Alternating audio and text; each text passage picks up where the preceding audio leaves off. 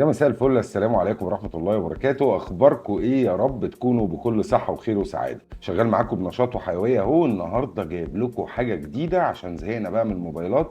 يلا بينا نبدأ الفيديو، بس قبل ما نبدأ الفيديو ما تنساش لايك للفيديو، سبسكرايب، فعل زرار الجرس عشان في حاجات كتير قوي جامدة. ويلا بينا. النهارده هنتكلم عن تابلت أخد فكرة التابلت لعالم تاني خالص. تابلت تقريبا لغى فكرة الورقة والقلم، وهو الهواوي ميت باد 7.5 اس بيبر مات اديشن. اسم طويل شويه بس كل اسم في الجمله دي ليه معنى، وده هياخدنا اول حاجه للتصميم.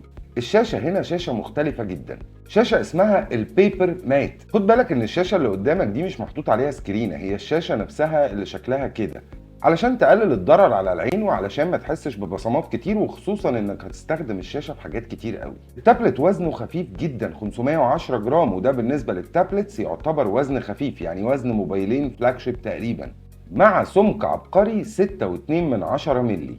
عايز اقول لك ده يعتبر سمك جامد جدا، وخصوصا لما تعرف حجم البطاريه.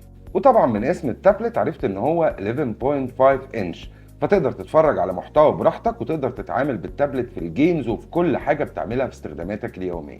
وطبعا مع الماجنتيك كيبورد اللي بتيجي مع التابلت هتقدر تعمل شغلك وكأن معاك لابتوب بالظبط. ممكن تكون شفت حاجات من دي كتير في تابلتس مختلفه، ولكن هواوي هنا اخدت التابلت لمفهوم تاني خالص عن طريق برنامج الجو بينت اللي بتقدر ترسم عليه صور وتقدر تلونها بسهوله جدا، لان هنا الليتنسي بتاعت استخدام القلم تعتبر مش موجوده، خصوصا مع برنامج الجو بينت من هواوي اللي هيخليك تستخدم التابلت كانه لوحه بالظبط.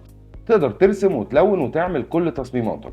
وده مش بس لو انت شخص هاوي، لو انت معماري محترف تقدر تعمل سكتشاتك وتلونها وتطلعها كانك بترسمها على سكتش ورقي بالظبط. لان هنا في الاس بن بتاع هواوي الجيل الثالث مفيش اي ليتنسي في الاستخدام، يعني تقدر تستخدم القلم هتلاقيه بيجري على الشاشه. كمان لو هتستخدم النوتس، عجبني جدا تقسيمه النوتس، بتقدر تختار الشكل اللي تكتب عليه، لو عاوز شكل ورقه او شكل بياني او اي شكل بتختاره، وبعدين بتفتح الورقه وتكتب كانك بتكتب على ورقه بالظبط. وهنا الشاشه بتساعدك طبعا لانها بتديك احساس الكتابه على الورق، يعني ما بتحسش كده بحته ايدك بتتزحلق في الشاشات الالكترونيه. طبيعي لما بنيجي نكتب بتلاقي ايدك يا بتعلق او بتتزحلق على الشاشه. هنا الشاشه ملمسها ناعم جدا. الشاشه دي بتوصل لجوده 2.8K و144 هرتز ريفريش ريت، يعني سواء تجربه العاب او استخدام هتكون التجربه ناعمه جدا بالنسبه لك. عندك كمان 4 سبيكرز مع 2 مايك عشان تاخد تجربه صوتيه مميزه جدا. فعلا الصوت هنا هتحسه مجسم وجاي من كل حته في التابلت. ولو انت عندك ميتنج مش محتاج تحط سماعات، تقدر تتكلم من التو مايك اللي موجودين في التابلت، هيعمل لك عزل كويس وتقدر تتعامل بيه في شغلك. بصراحه الشاشه الوانها حلوه ومش مرهقه للعين. وعندك حاجه لطيفه جدا هنا، ان الشاشه واخده نسبه استحواذ 87%، و87% بالنسبه للتابلت ده يعتبر رقم كويس جدا. ومع السمك اللي قلنا عليه ده عندك بطاريه 8800 ملي امبير، هتقعد معاك طبعا اكتر من يوم، وده انا بتكلم لو استخدامك جبار.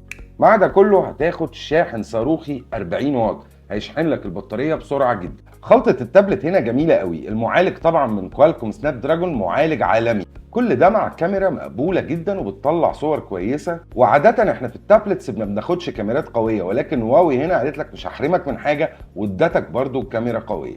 بصراحه تجربه المشاهده على التابلت ممتعه جدا، وتجربه الكتابه والرسم ممتعه، وحتى لو انت محترف هتلاقي تجربه استخدام احترافيه.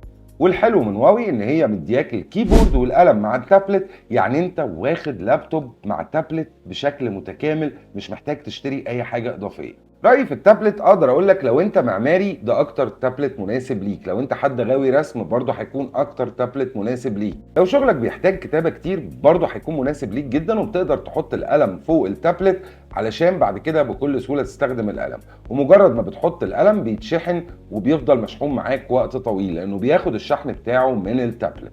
فعلا اقدر اقول لك ان دي خلطة تابلت انا ما شفتهاش قبل كده. معالج قوي مع قلم مع كيبورد مع شاشة بتديك ملمس الورق، كل الخلطه مع بعضها تقدر تقول لك انك هتاخد تجربه كويسه جدا. بشكرك، يا رب ما اكونش طولت عليكم. ما تنسوش اللايك والشير والسبسكرايب، ولو عندك استفسار سيبهولي في الكومنتات، واشوفكم في فيديوهات جايه. سلام.